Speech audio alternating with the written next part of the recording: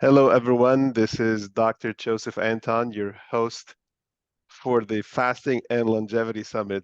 Today, I have a fantastic session for you. I'm honored, and it's my pleasure to be talking to Dr. William Shu, who was the vice president of Harvard's diabetes clinics. They're called the Joslin clinics. They're the number one clinics in the world on diabetes. So if you know somebody with diabetes, if you personally have diabetes or you're pre-diabetic, this is the session you definitely don't want to miss. Um, Dr. Shu, I've known you for 4 years. It has been an unbelievable pleasure. I want everyone to know your journey. You had a fantastic life journey, and I want everyone to be inspired with it. And then we're going to talk about the current status of treating, diabetes with current sick care system, and then how can we a little bit inspire people to reverse their diabetes or remit their diabetes with new technologies in the market. Welcome to the summit, Dr. Shu.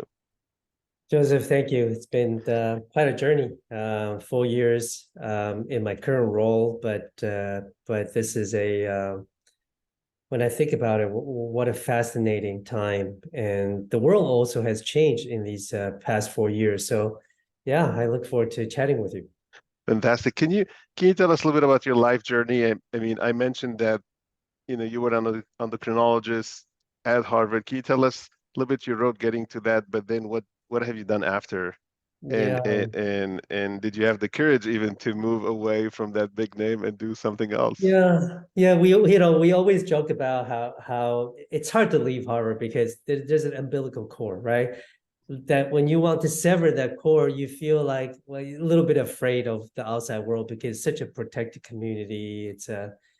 You feel like what life will be outside of that. And what an amazing institution as well. Everyone there. I mean, I had the chance to be also at Mass General in Boston, and then I did my master's at Harvard. And this is like just what an inspiring and lovely Um, institution. So definitely big courage to take a move out of it. And we want to know why and how. Yeah, it's really 20 years, right? 20 years staying over there. I mean, think about like after 20 years, there's got to be a strong pull, right, to get out. And it's because I saw something pretty amazing. And I'll get to that in a second. And maybe just a little bit of journey, over the 20 years. As an endocrinologist at one of the top institutions in the world for people, caring for people with diabetes. And I'd always wanted to do something different, wanted to bring something new to the world of medicine. So I did the classic thing, right? Teach and won the teaching awards there, and published and I was curious about specifically about why do people develop diabetes even sometimes when the weight is not very high. And so I was looking at the Asian American diabetes, how there was a unique physiology, right? Something different about it. I always love something that's quite different.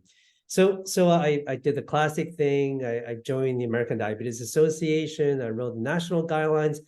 Joseph, I thought that if I write the guidelines, people will follow it, right? So I thought that was kind of the ultimate contribution.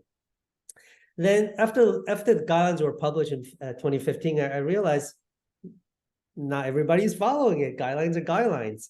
And so I say, well, if that's the case, then maybe we build centers. If you build centers of excellence around the globe, around the country, maybe when you build it, they will come, right?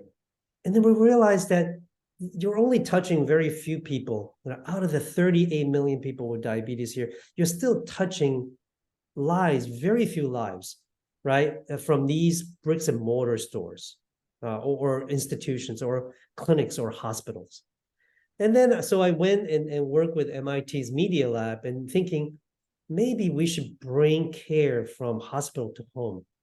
And so we tested a digital care model where people actually didn't have to come to the hospital, that people could just go to the online and we could titrate insulin and start insulin and get people to better results than what they could receive at an institution. And that was exciting because that work was then translated into a commercial entity, and that was acquired later on by Fitbit, and then Fitbit, as many of you know, that was later on acquired by Google. So it was a great journey. That's when opened my eyes to see the concept of scalability. Like if you have a good idea, if you keep it just in academia, it always will become a paper, and people will debate to no ends, but patients may not really benefit, right? It takes translation, it takes scalability. And so about 4 years ago, a good friend of mine was looking at this technology called the fasting mimicking diet. I'm like, okay, as a very conventional endocrinologist, like, I've never heard of it. I'm not very interested.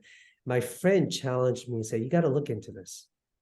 And I spent, and I began to read the paper in Cells about beta cell regeneration.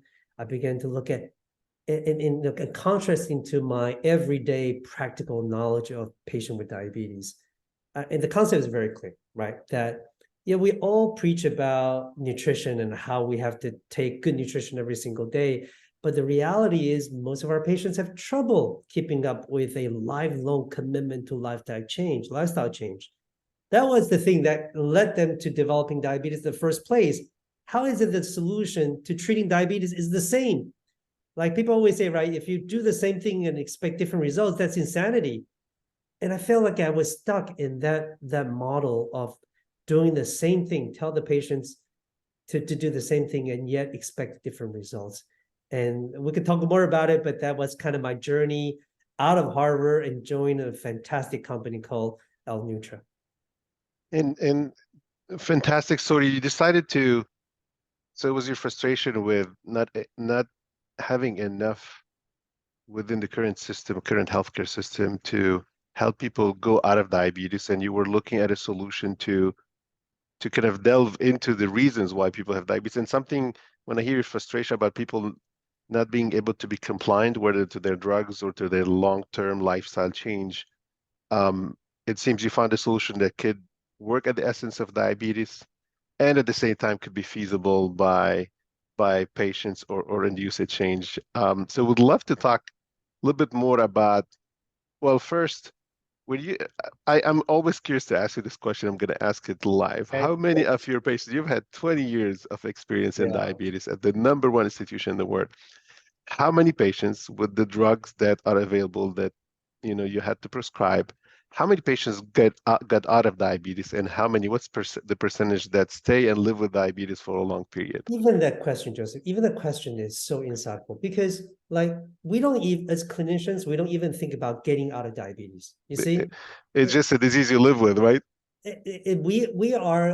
we've been taught to believe that diabetes is here to stay, right? It's a chronic, incurable conditions, and we, as healthcare professional, and even as patient, even as community of people with diabetes, we settle for just You, glucose. you just want to manage glucose control, but you remain diabetic for the rest of your life. And I feel like, I've been thinking a lot about this. Is like, why is it that we, the healthcare community, do not talk about getting rid of diabetes? We talk about just, oh, let's just be okay with sugar under a certain level, and we should applaud that that's the end goal for 38 million people with diabetes. To me, that's travesty, right? To me, when Yeah. there is a potential to bring patients to a better state, why do we as a community, as healthcare providers, right, And not ask for something and I better? think probably it is like a side effect of policy focusing not on treating the disease, like the current drugs to treat diabetes. Actually, they don't treat diabetes, they just control blood sugar, right? And if you have a better blood sugar control, we're settling, we're happy, rather than saying, well, I've been able to support you with decreasing the essence of the disease, whether it's insulin resistance or pancreatic fatigue and failure. Yeah, I think, at the risk of sounding like an anti-movement person, I'm not an anti-movement person. Okay, I prescribe meds all my life, but the reality is, who's going to advocate for not using drugs? Who's going to talk about? I mean, who profits from this? Right? No one. Right? The companies, the drug companies, want our patients to be on their drugs indefinitely. There's this silence, right? There is this culture of silence around diabetes care. Now we have enough data to show, for example, if you truly are able to change your lifestyle and lose enough weight, diabetes remission is possible. We know, for example, for the data from bariatric surgery, that if certain intervention is introduced, the potential to get off drugs is possible. I'm not saying that those are the most pragmatic way, nor am I saying that they're the most effective or safe way, but it is possible.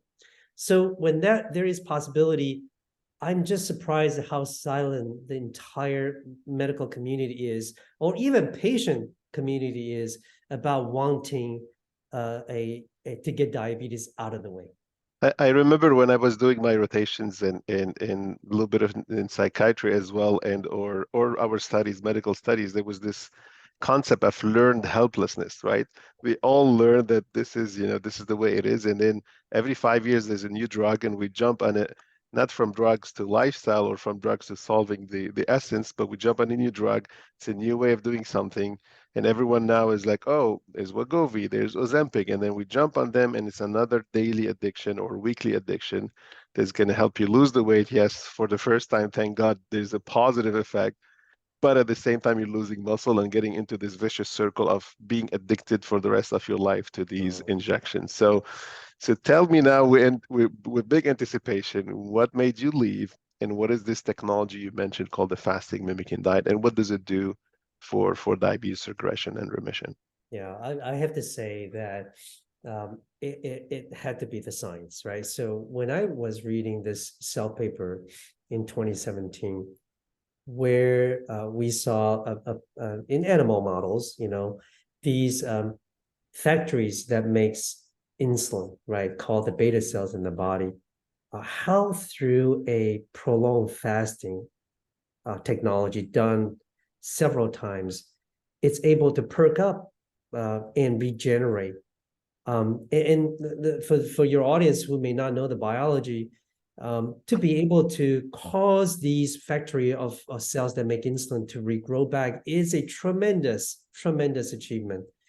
And to me, while it was only an animal model, it was promising enough for me to say, you know, if you look at the risk and the benefit ratio just by using a nutrition intervention for a few days, a month, and repeat a couple of times, is able to cause amazing changes in the factory of the body that makes insulin. It piqued my interest at that time, right? It piqued my aspiration, because what if we can somehow bring that to humans? What if we can somehow even introduce the concept of remission, the concept of not settling with glucose control only? And Joseph, Dr. I Shook, always rem yeah, what does it mean, remission? You're using the word remission and regression. Can you define those words yeah. a little bit for us?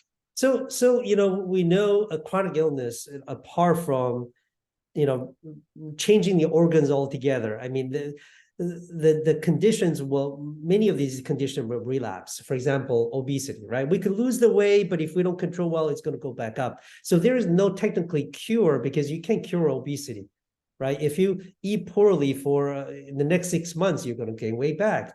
So the concept applies to the condition of diabetes. It's a chronic illness, and so many organizations like the American Diabetes Association, the Endocrine Society, and Diabetes UK and European Group, they all come together in about 2 years ago. They define what remission diabetes should be as the new end goal. And what that means is you simply get your diabetes under a certain glucose level. By that definition is hemoglobin A1C is 6.5, right? As you know, that's a 3 months average for sugar. But for 3 months without a drug, then you are in a state of remission. Now, that's very exciting, because now we have a new end goal to look for. And by setting a definition, it tells the world it's possible. So remission means I am without medication for a period of 3 months as a diabetic, and therefore I'm considered in remission. That's right. And it's really a concept borrowed from other disease states like oncology, right? Like there's no cure for cancer, you're in cancer remission. So the experts love that term, because they know that it is a lifestyle disease, but now we are given a new hope, a new promise that, It, that lifetime of medicine is not the only way. yeah. And what does it mean, regression? So there's the word remission. We said no more medication for at least 3 months. What does the word regression mean? Yeah. Regression, it simply means that you're not totally off medicine, but you're on a path to less medication burden, which Okay. to me, Joseph, is gospel. People with diabetes and around in the US right now takes average 6 different medicine, six Wow. different medications, including injectables, including oral pills. Can you imagine? Like many patients are sick every day taking these And pills, taking and that injections. would be fine if there's a day where, you would stop them, right? I remember when I did my rotations at Mass General at Harvard, I used to ask a little bit the attendings is, we're prescribing this drug. When is the day of cure? When is the day of? They say, no, no, that's a monthly refill. And it was okay for everyone to do that. And probably it is okay for certain conditions that we cannot help with remission, right? I mean, Alzheimer's today doesn't have a remission yet, but in diabetes, especially that 80% of diabetes is a lifestyle-induced health condition, maybe there are chances of remission. This is what you're going to talk probably about now on the fasting mimicking nutrition, what you mentioned. Can you talk a little bit about why fasting? You started saying that you saw science in Cell that fasting could help you lose the weight, but also rejuvenate the pancreas. Can you talk about what is the fasting mimicking nutrition or diet? Yeah. Like what It are these sounds a three words? mouthful.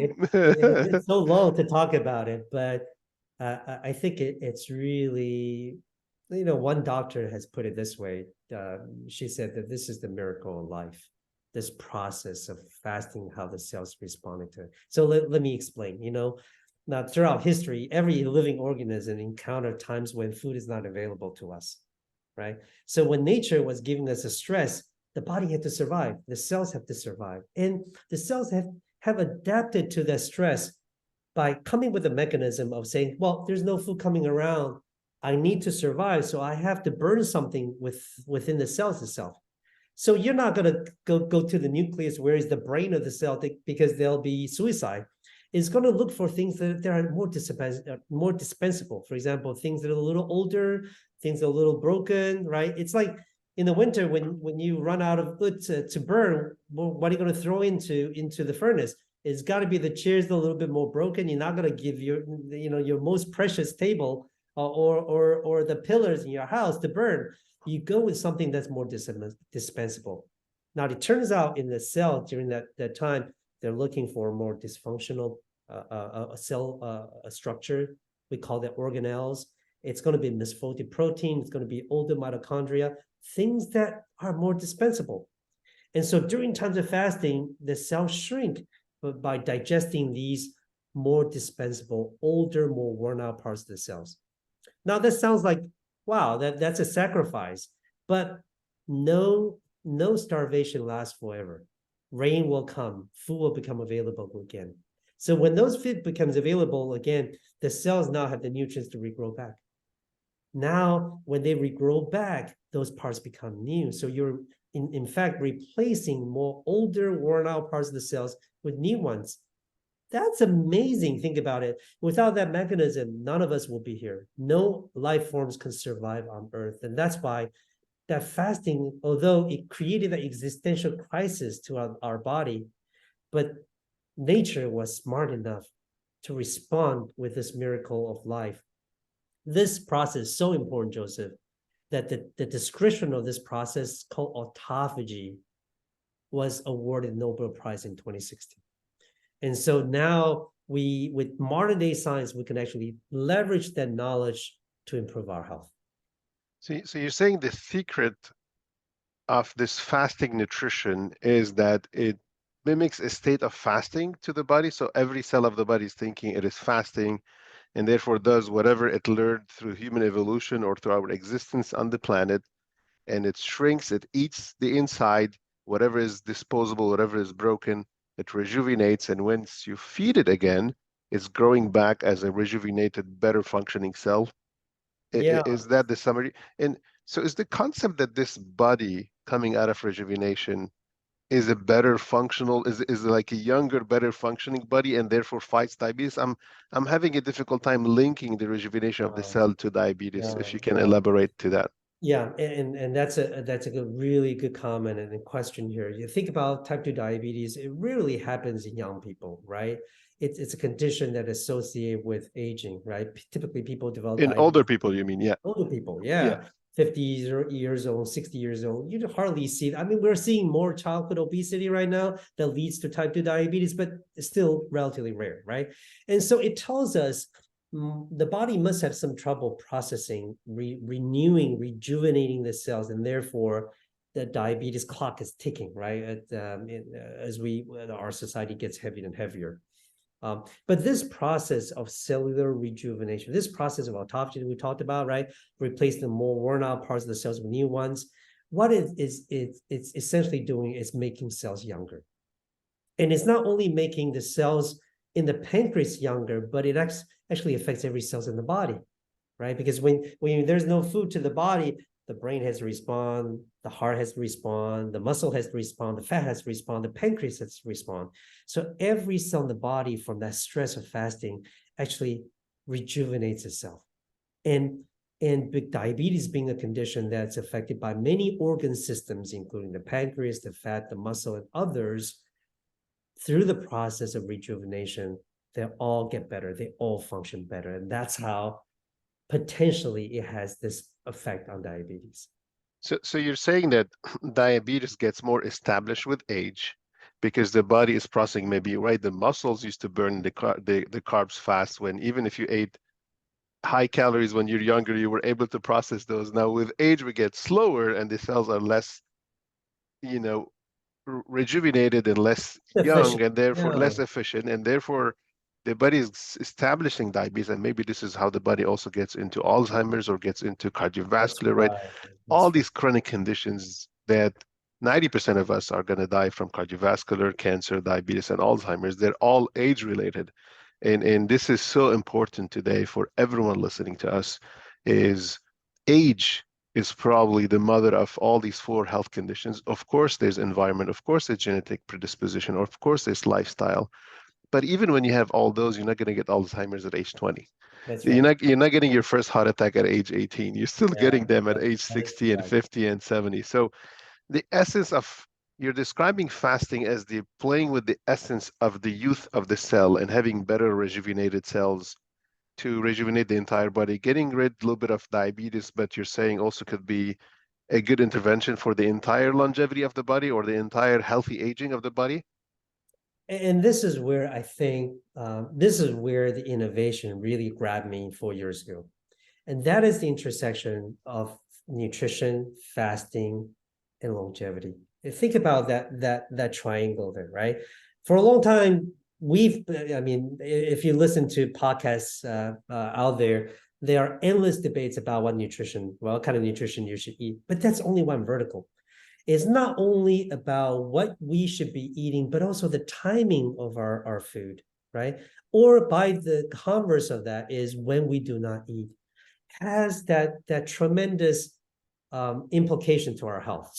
And So we've I discovered. Yeah, go ahead. Dr. Walter Longo, who's the father of this entire concept of fasting and feeding cycles, right? He's a top 50 most influential people in health.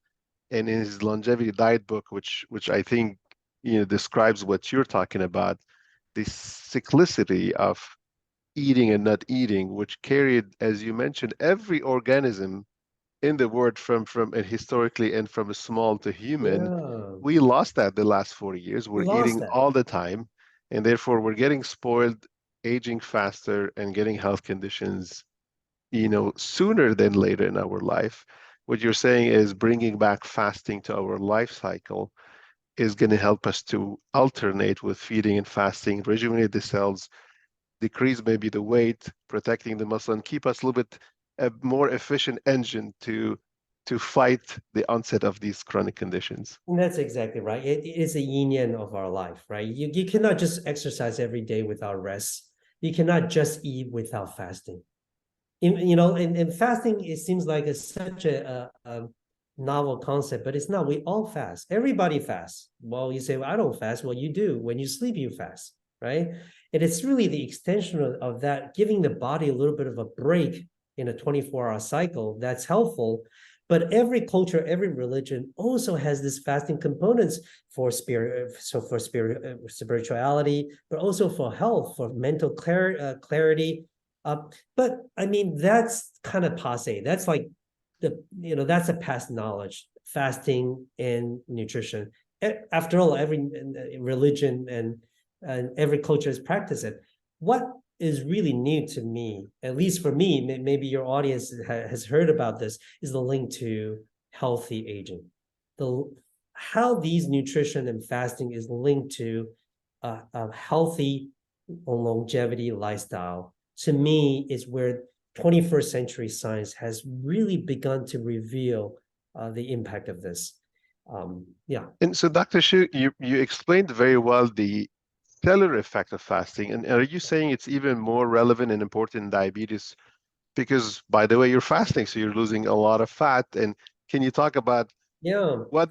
from a metabolic standpoint, not cellular standpoint, from a metabolic standpoint, what happens to the body? And how many days of fasting you need to achieve what you describe, or how many Yeah. hours, or because I hear a lot about intermittent fasting, I hear about prolonged fasting. Can you talk a little bit about the metabolic impact and how many days ideally people should Well, should do it's it? such an interesting question. We know what happens to the body when the body fasts, and I'll just take you through a quick journey here. We know when we fast, the mind changes. When you fast, by the way, I'm on day 6 of my fasting mimicking diet. So today's my refeeding day, so I just experienced 5 days of that fasting. I can tell you, there is a clarity of mindset, and that's not new. Every culture, religion practices that, so we know that. So there's changes relationship to your food, number one. There are changes, for example, to your liver, right? Because you're not feeding the liver with everyday food. You can just imagine, how do we make foie gras? We take these geese, poor geese, and we feed them, right, incessantly, so the liver becomes fat. I mean, so what is the way back? The way back is not And giving. foie gras is fatty liver, right? Yeah. And so the way back, how do we reduce that problem? Not feeding, right? So clearly there's benefits on the liver. There's benefits on the beta cells. I share with you the 2017 Cell paper on beta cell regeneration, right? That's the factory that makes insulin. There's impact on muscle. Muscle is the most important organ where the glucose flow in the blood goes to. When you have less muscle, and that often happens with low calorie weight loss, if you lose weight for 6 months, you're definitely going to lose some weight, but you definitely also going to lose some muscle. That is terrible. That's the wrong way of losing weight. Fasting up is the opposite. You lose central fat, right? Your visceral fat, your belly tire, the tire belly, I should say, right? The beer belly. That is the worst part of the body. When you fast, that's the first part to go, but you preserve lean body mass, you preserve muscle. But that's critical because I've never ever heard of a weight loss regimen, unless you exercise and you take proteins, that only selectively melts fat Wow. and does not impact muscle, including, by the way, the injections now and maybe soon to be orals Huge, huge, on Ozempic and Wegovy. I think even those drugs are inducing a fat and muscle loss. You're clearly. saying that with the fasting mimicking nutrition, you're preserving lean body mass and the body only focuses on Yeah. burning the fat. Yeah, your audience may not know this, but a lot of the low calorie weight loss plus the GLP-1 drug like Ozempic and others, they lead to up to 30 to 35% of muscle loss as Oh part wow. of the weight loss. So as we lose muscle, we also lower our metabolism, which makes weight maintenance even harder. So it is a difficult way, but the fasting is different. So think about this, like a tiger in the wild, right? Between the hunts, the tiger gets hungry. If the tiger's muscle gets down because of there's no food, right? The muscle is going to get weaker. That tiger will never hunt again, right? That species will probably be gone a long time ago. But it's the opposite. During a short-term fast, right? The mind is sharp. The tiger's mind is sharp. It's focused on hunting. The muscle is maintained because there is a stress to the body, and the body causes growth hormones and other hormones to maintain the muscle mass. Now, obviously, if you fast for a long time, like a month, that's starvation, and starvation is never good for the body. But a short-term fast turns out to be a positive in terms of keeping muscle.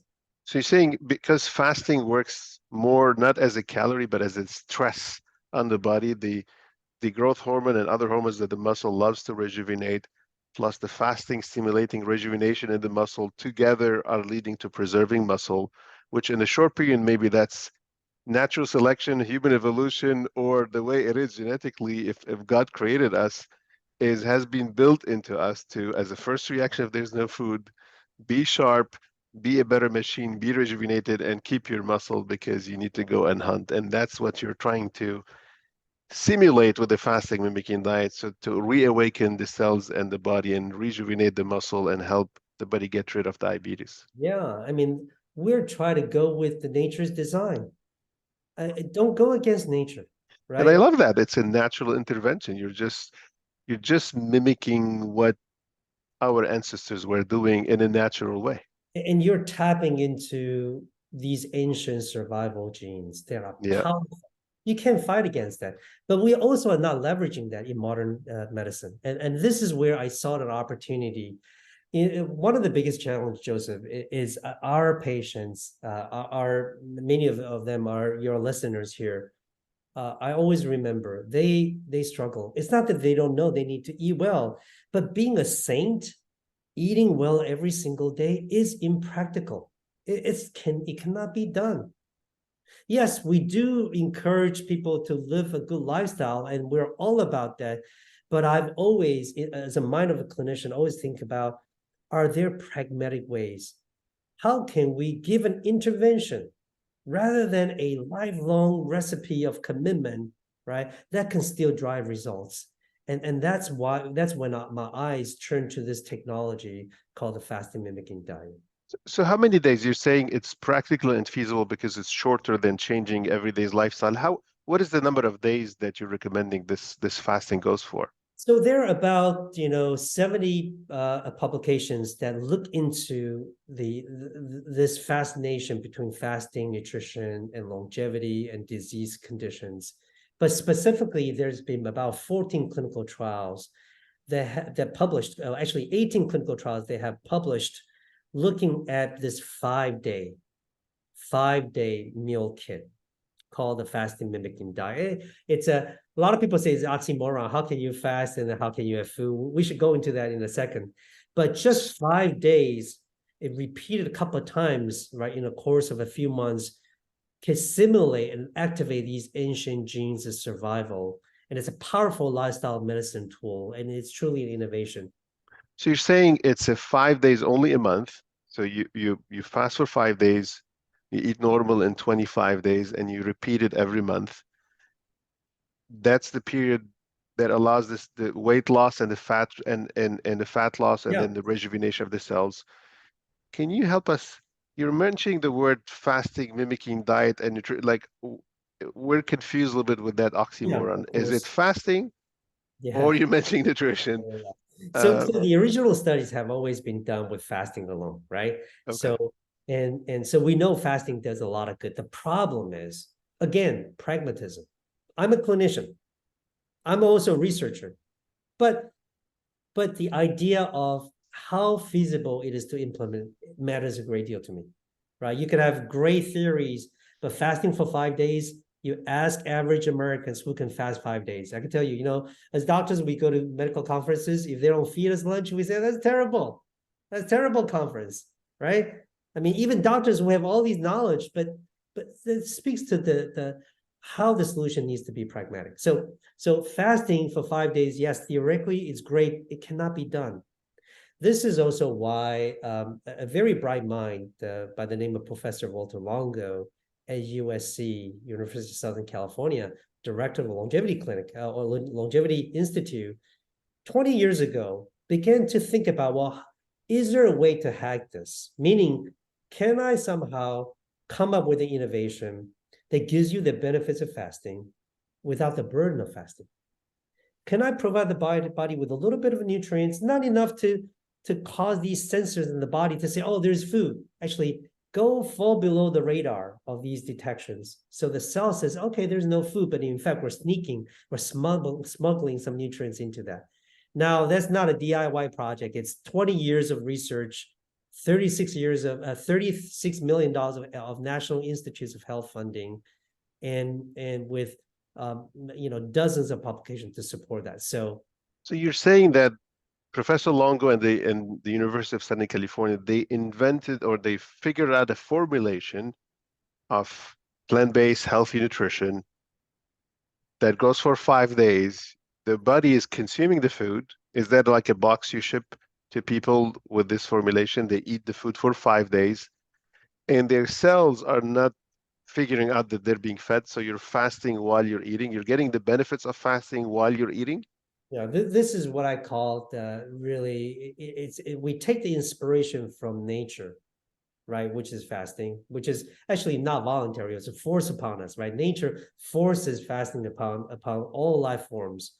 But we, using the knowledge of biochemistries and molecular medicine, come up with a 5-day plant-based kit, nutrition kit.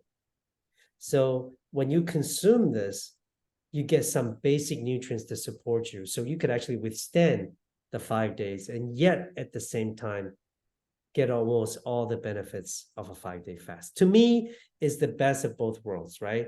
And it's pragmatic because just 5 days. Now, what do you do for the rest of 25 days? Obviously, we say you gotta eat well, exercise, but the reality is in all the clinical trials, people just go back to do what they used to do without keep thinking about what to eat, what to do. Just give us 5 days. Give your body 5 days of this intervention. You will see the results in a couple months. So, and you called it fasting mimicking nutrition or fasting mimicking diet.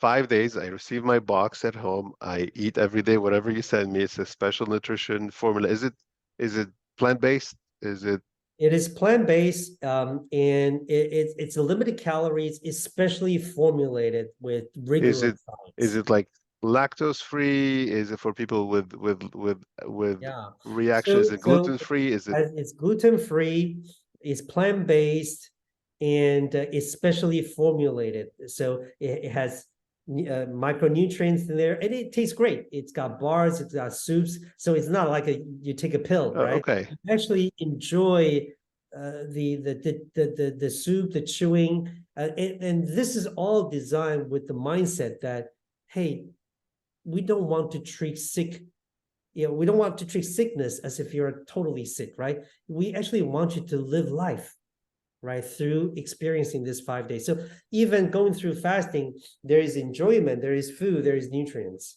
And what is a typical day? What would I get for breakfast, for example? Yeah. So there's a bar. It's specially formulated with same thing with that fasting mimicking technology, where when Okay. you eat the bar, there is taste, there is texture, but it doesn't spike your glucose, doesn't spike your insulin, right? And So you're it saying I'm feels eating the well. breakfast bar and my body still stays in fasting. In fact, we have a publication looking into that was published to show is the same glucose level for number of hours after you consume it as if you're drinking water, and your ketone level just keeps going up. So that's exactly the Wow. physiologic state when the body is in a fasting state. And what would I have, like, for example, on a typical day for lunch? You have soups, you Oh, have okay. vitamins, there is snacks, there are crackers, Oh, and okay. see, it's look, it's not going to be a 3-star Michelin gourmet, right? And you should not be thinking about that either.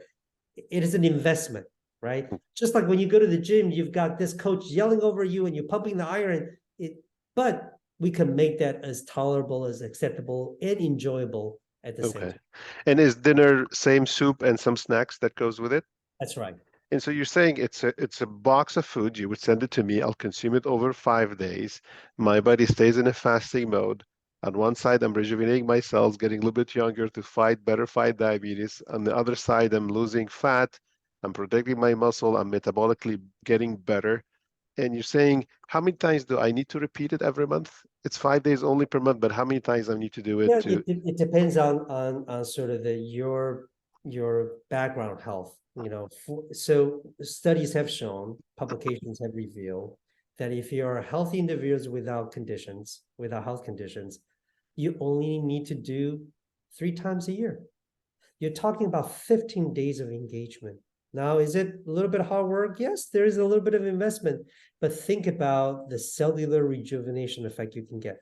We're talking about 3 cycles of a 5-day fasting mimicking diet. And if I have diabetes, like say after 6 months, if I do it every month for 6 months, what do I expect?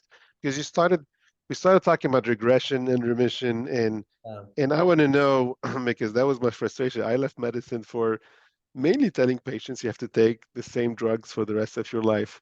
What is the science showing if you do that fasting nutrition, how many times you need to do it if you have diabetes, let's say? And if you don't have diabetes, you said 3 times per year. But if I have diabetes, what to expect, around that, let's say 6 months? This is the most amazing results I've ever seen from a nutrition intervention. We published a paper in JCEM, there's Journal of Clinical Endocrinology and Metabolism, about a year ago, where we take 2 groups of people, right? One is just standard care. The other one, we give them this FMD, this fasting mimicking diet, 5 days a month, repeated for 6 times, 6 months straight. So 6 months sounds like a lot, but you're talking about 30 days of effort in 6 months.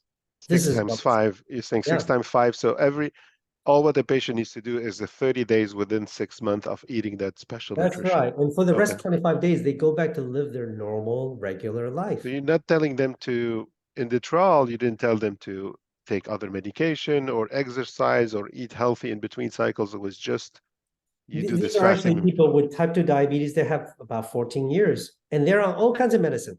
What we told them to do was not to take more, right? We let their doctor decide on their medicine, right? And see what happened after 6 months. Because I see a lot of lifestyle medicine intervention, and I see they a little bit cheat in the paper. They change your lifestyle, they ask you to exercise, and then they do 20 things and they say, you see, it's a great result. I just want to know, in this clinical trials, did you ask the patient to change their lifestyle in the 25 days, or you just give them the fasting mimicking nutrition? For the rest of about 25 days, we asked them not to change anything. Okay, so it's the only impact of the 5-day fasting mimicking diet by 6 times. And what were the results like? How much weight they lost, Yeah. insulin resistance, HbA1c? Can we talk a little bit about the results? So it was after 6 months, it was very clear at the end of the study. Now, the group that actually used the FMD had 1.4 A1C drop, right? 1.4, that's actually very meaningful, right? For those of your listeners, for every percentage drop in A1C, 1 point in A1C, it's equal to about 30% reductions in complications in the long term. Wow. So 1.4 is equal to many of the I powerful I drugs. remember from my medical studies, if you drop HbA1c by 0.5, 0.5, It's you're, meaningful. it's meaningful, it's clinically meaningful. It's almost a druggable, Yes, level. And that's so now exactly. you're doing triple. You're Yeah. saying 1.4 decrease in HbA1c, and you Yeah. said every point of decrease is equivalent to About 30%. a Yeah. decrease in the complications? And complications in the long term. Wow. So that's why the FDA will allow a drug claim, right? Approve a drug, it has to have at least a 0.5 per, Wow. A1C. So here we're talking about three. Triple, yep. But what's more amazing is not just the drop in A1C. A lot of the drugs could get you A1C of 1.4, right? A lot of the expensive drugs. But at the same time, 2/3 of the people in the study were able to stop or reduce their medicine. Now, And that's the remission and regression you were defining when we that's started. amazing because to get 1.4 A1C drop, what do doctors typically do? They tell you to increase your drug, increase your insulin, increase your Ozempic, increase your pills. But here is one intervention where you're seeing better glucose with less medicine. And this is something I hardly saw in my practice, right? And it's a nutrition, and it doesn't require every single day, right? And just to round out the results here, there's a 59% drop in insulin resistance. Many patients struggle with insulin resistance. And by the way, the beneficial side effect, 22-pound weight loss in the study. And by the Wow. way, the muscles were preserved. There was no Wow. loss in muscle mass. That's the right way to lose weight. And by the way, a 50% drop in this protein leakage in the kidney called diabetic nephropathy, right? Microalbuminuria. These are protein leaks. These are diabetes complications. Wow. How do you see all these 5 days of intervention, all natural, less drugs, less payment, right? They don't have to pay for these drugs. It's And I want to take a moment here because this is exactly why you left Harvard. This is exactly why I left the clinical practice of medicine to come to nutrition and longevity. This is exactly why this summit exists on fasting and longevity. And now we're talking about medical fasting, right? Is all the drugs combined and trillions of dollars that governments are spending on diabetes throughout years are actually have not solved diabetes. When the science of nutrition was able to figure out the value of fasting and have put more technology into develop a diet and nutrition that helps you to fast for 5 days, suddenly we see these amazing results. You're talking about, you mentioned two-thirds drop in medication. I mean, in 6 months, we've never seen this in the practice of medicine. I did start the call by or the interview by asking you how many of your patients were you able to reverse, and you said it's a lifetime disease. yeah, You're saying 22 pounds of weight loss. You're saying 1.4 decrease in HbA1c, preserving muscle, which is key. I cannot stress enough for everyone how much muscle is important in aging and diabetes because you can drop 22 pounds by eating healthier and being on a diet, or you can drop them actually even more with Ozempic and Wegovy and the others, but you're losing muscle. And the day you stop, and that has been the failure, that has been the secret that no doctor or others want to tell you is you lose it, you lose muscle, you're a weaker engine, you metabolize glucose in a slower way. And then the day you stop dieting, you gain back what? Muscle first? No, you gain back fat first. And it's a vicious circle. Every yeah. time you go on a diet or on a cycles of injection, you end up losing a little bit of weight, losing. And I see a lot of my patients and a lot of today consumers, they tell me the same thing. Is like, I dieted all my life and I cannot just get it right. Every time you're dieting, you're going through that vicious circle of losing muscle and fat. Then, then when you eat back again, you get the fat first, you go back even worse, right? And this is why this learned helplessness that exists today in weight loss and in diabetes. The key is muscle. And I think it seems the company is called L-Nutra, and we're going to talk about that, has uncovered a secret to lose the fat but protect the muscle. It's the stress of fasting, and you put a nutrition on it in order to make it compliant and feasible. Just as you, even as you're talking, the images of the faces of patients came back to me. In my 20 years of practice, you know how many times when the glucose level goes up, I had to talk to the patients, and my only options were to, well, Mr. Smith, I'm sorry, but we need to increase your medicine. We need to add another drug, another injectable, another pill. I see you're getting emotional about it as well. No, but because I remember the reaction, the emotions of the patient. It was not more, it's not just, oh, I have to take another medicine. There is a sense of personal failure on the parts of the patient. They feel like, oh my goodness, I failed again. And you know what often would come next is a series of negotiating. Doctor, give me 3 more months. I will eat better. I will lose weight. And sometimes I knew they can't, but I got to give them a chance, right? I give them, okay, let's not increase this. Let's wait for 3 months. They come back 3 months. Guess what? Same story. But there is a deep sense of personal failure and struggle and putting more chemical in the body. That's not the natural way. But the challenge was that we as doctors did not have a better tool. We only have drugs. Now I could send them to the dietitian, which I do. I can send them to exercise physiologist, which I did. I mean, But at it's least you, still you lifestyle at changes. least you tried. Most doctors don't even have a nutritionist next to them, or look at diabetes as a genetic predisposition and get the pills, and then once your pancreas fail, I'll give you an injection of insulin. I mean, at least there was a trial with nutrition, but that frustrations that you're mentioning, we see it everywhere. People progressing is always has been a progression. The budgets that the insurance and the governments are paying is a progression. Medicare is getting into close to bankruptcy. All governments around the world are going like diabetes is just is a heavy weight on everyone. Yeah. And guess what? It's a foodborne disease. I remember one time I had a post talking about diabetes being a foodborne disease, and somebody say, "Watch out! This is how you're defining diabetes. It's Yes. 80% of diabetes type 2 is a foodborne disease." And what a magic! You're saying fasting, stopping food, is the best way to reverse or to induce remission. I mean, we're it took medicine decades and decades, and it's taking doctors and debates, etc. To if you go to the essentials of it, you overate, you stock a little bit more fat, you became insulin resistant, you became diabetic. Guess what? If I fast you, the opposite of what you were doing, you're gonna very fast be hopefully free of your medications. What a simple story, but how long did it, take us to reverse that brainwash, to reverse that, status quo that we were all kind of, learn to practice and have accepted to as But a now we status have quo. science to show this. That the difference is now we have clinical results, we have science to show this, right? That this can be done. And it's not just the old-fashioned, just don't let the hunger bother you. No, no, no. There's actually innovation. Yes. This is why 4 years ago I joined L-Nutra, because I saw this technology and how we can take into the clinic, how we can take into healthcare to give our patients with diabetes new hope. And I see it behind you on the screen, L-Nutra Health for diabetes. Can you explain what is the L? Yeah, L means longevity. We talk a little bit about this trifecta of Yeah. fasting, nutrition, longevity, and it's the longevity. We driving the longevity through nutrition.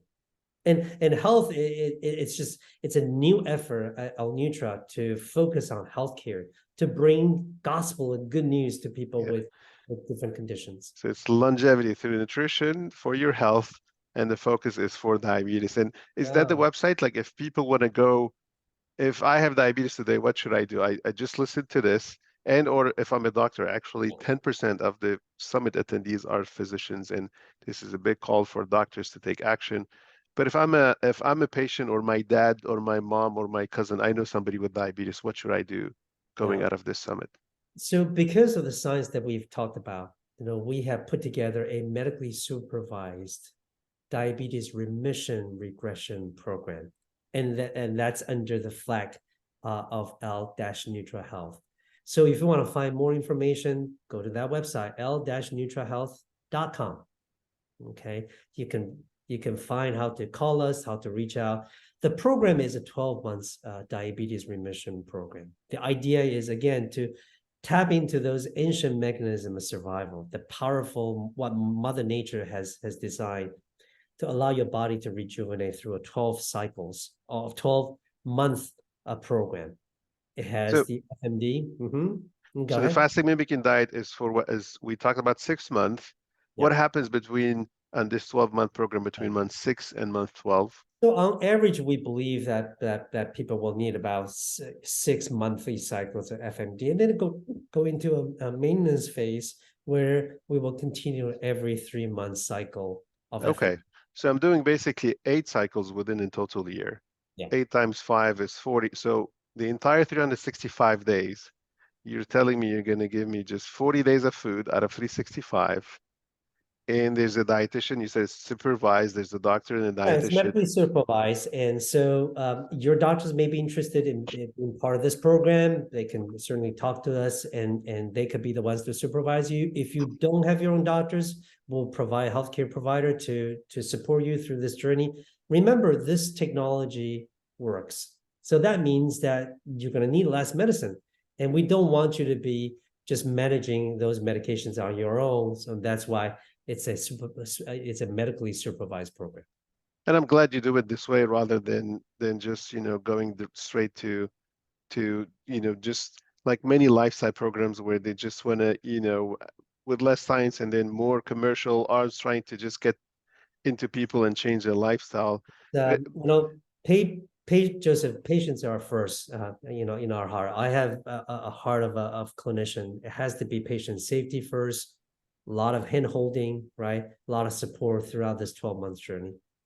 And so to describe it, I'm theoretically, if I go to my doctor or if I contact you at L-Nutra Health, you have your doctors, and I'm expecting to be put on a program, a monthly program. I'll get 5 days of food on month 1, 2, 3, 4, 5, 6. Then once every 3 months, so I'm getting 8 months in total. I have a dietitian with your program that will help me, if I need to do more between the cycles of or check in with me and maybe check in on my blood metrics and helping my physician to reduce my medication. So we said in 6 months, the data is showing 2/3 of people would reduce their medication. Yeah. I mean, that's fantastic. So, I mean, hopefully, within the last hour, we have well, first learned this amazing journey of yours coming from leaving Harvard for this, it seems, fasting mimicking nutrition technology. We learn about the value of fasting, not just into weight loss or the tradition in intermittent fasting, you need to lose weight.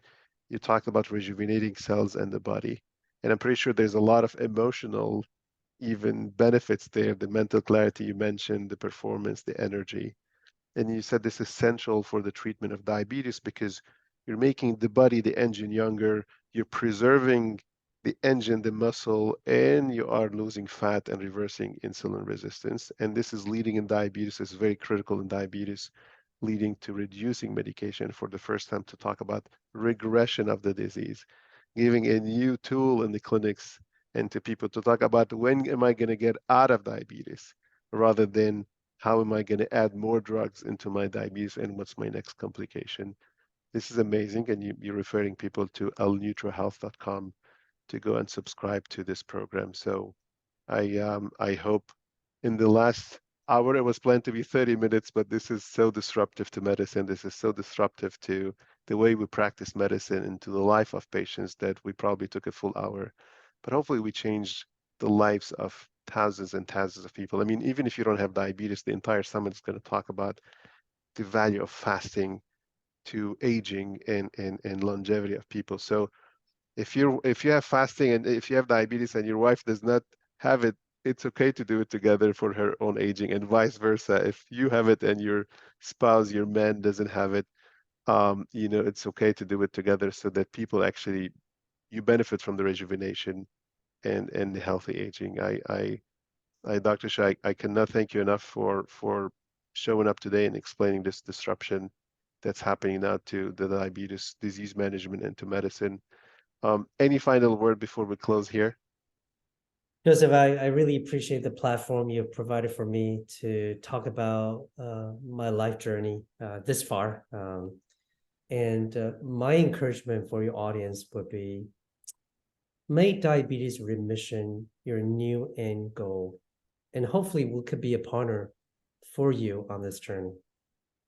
That's fantastic. I appreciate you so much, Dr. Shu, and thank you very much for this wealth of information. And I'm pretty sure we're going to see you again at some point and appreciate you and have a great day. Thank you, Joseph. Okay, that was